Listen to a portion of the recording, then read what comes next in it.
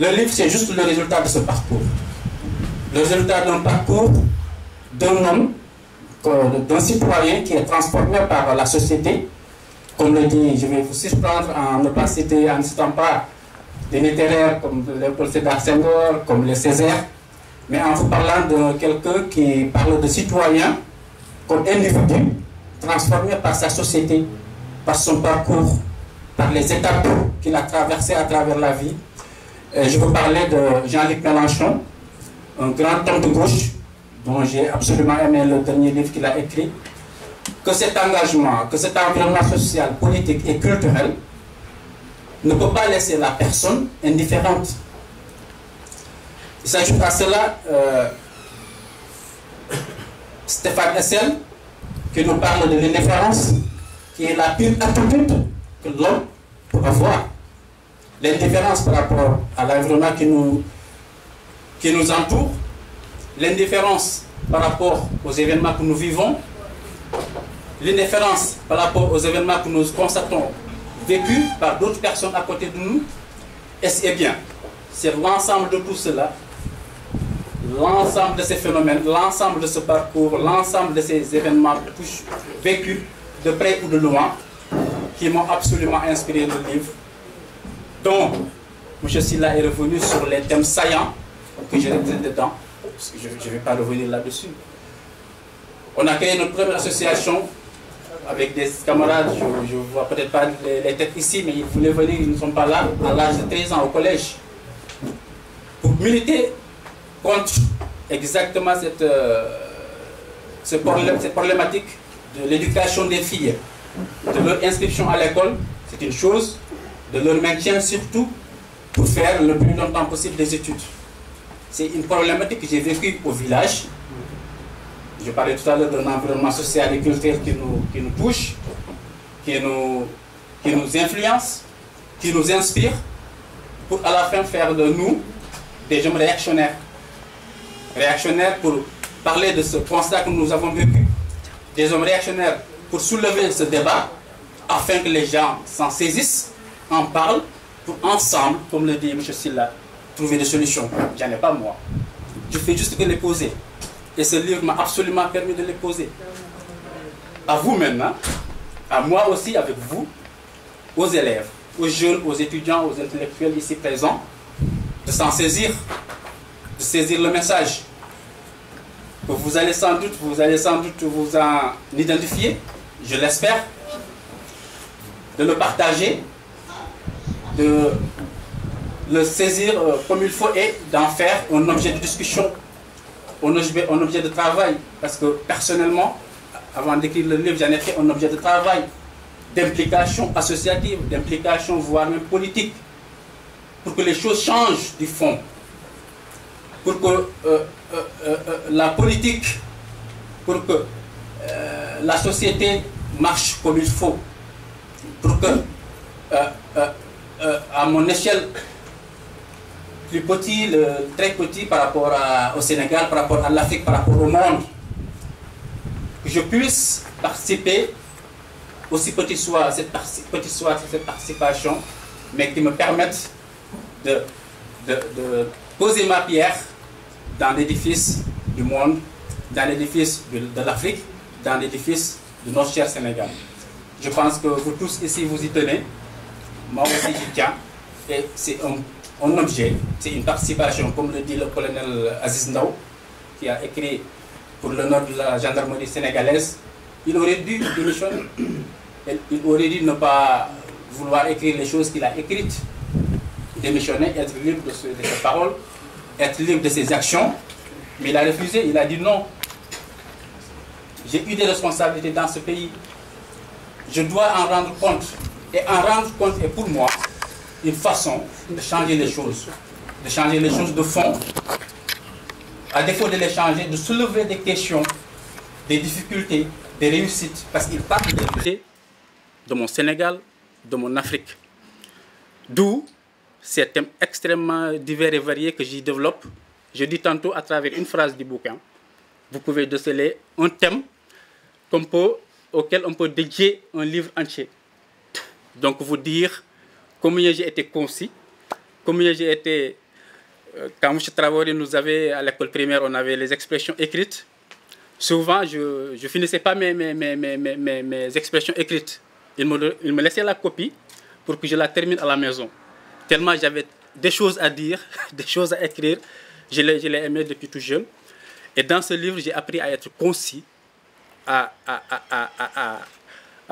englober le maximum de thèmes, de thématiques, de problématiques, de soucis dont souffre la jeunesse sénégalaise, dont souffrent les étudiants sénégalais, dont souffrent les écoles maternelles élémentaires sénégalaises.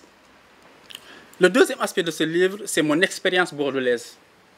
En tant qu'étudiant, j'ai vécu, vous dire, je reviens toujours sur cette image de Jean-Luc Mélenchon qui dit que le citoyen est à la fin cet individu de la société qui est transformé par son vécu. Et moi, j'ai été transformé par ce vécu à Bordeaux. Des étudiants qui quittent le Sénégal, qui partent faire des études, mais finalement qui n'arrivent pas à les faire. Parce que je lisais tout à l'heure un rapport qui est produit par le Sénat français pour faire l'état de lieu de cette arrivée des étudiants étrangers, de leur accueil et de leur existence à Bordeaux, en France autant pour moi. Et à Bordeaux, j'ai su le vivre personnellement. J'ai vu des gens comme moi le vivre.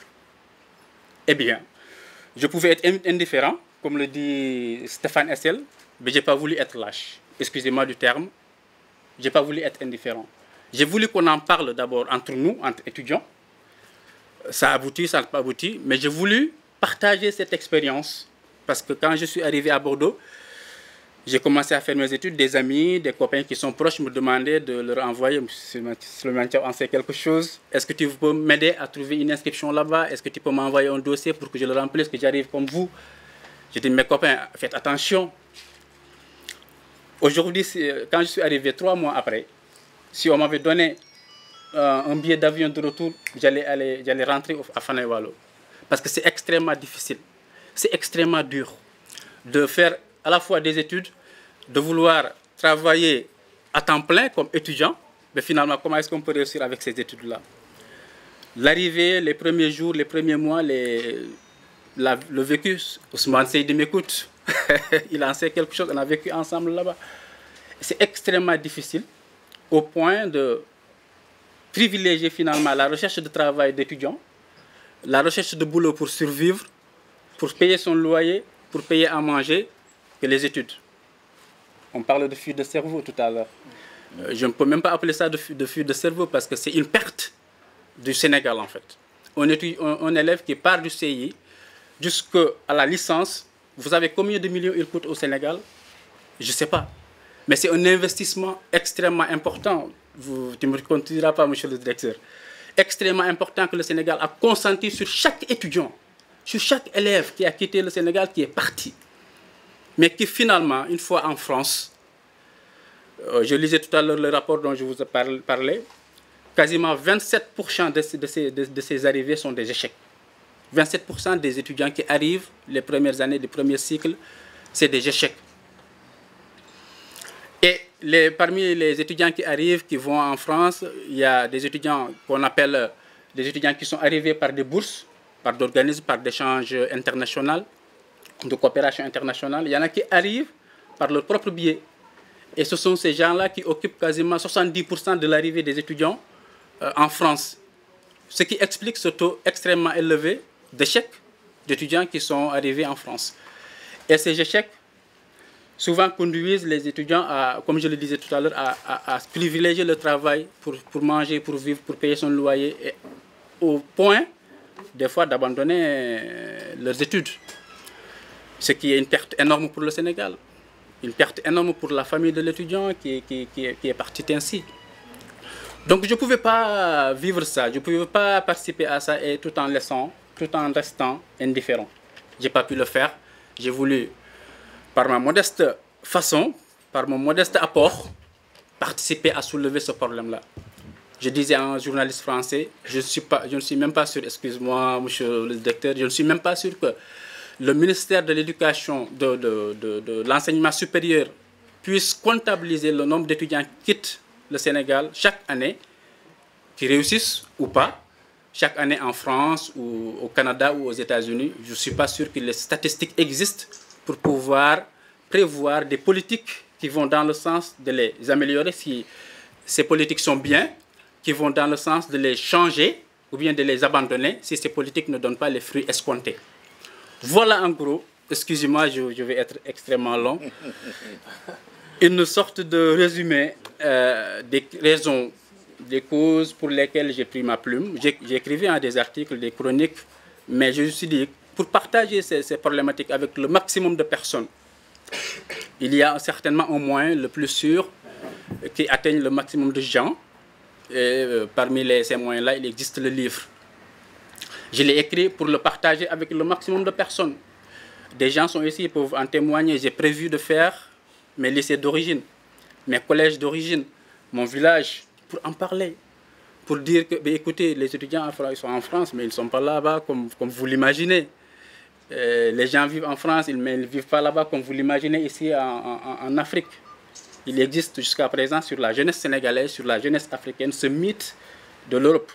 M. Diallo là-bas ne me contredira pas. Et puis, pour en parler, pour soulever cette problématique-là, pour pousser nos décideurs politiques à prendre à bras le corps ces questions-là, et bien voilà, j'ai produit Rahma, l'école. Rahma, dont sa vie constitue une école pour elle. Et de cette école-là, elle a su prendre les bonnes décisions des fois, mais difficiles. Elle a su dépasser beaucoup de difficultés pour à la fin atteindre un objectif.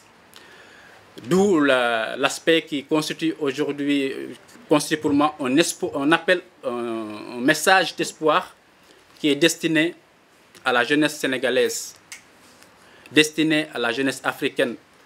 Parce que souvent nous avons tendance à douter de notre capacité sénégalaise, de douter de la force de la jeunesse sénégalaise, de douter des possibilités que nous avons ici au Sénégal, en tant que jeunes, en tant qu'étudiants.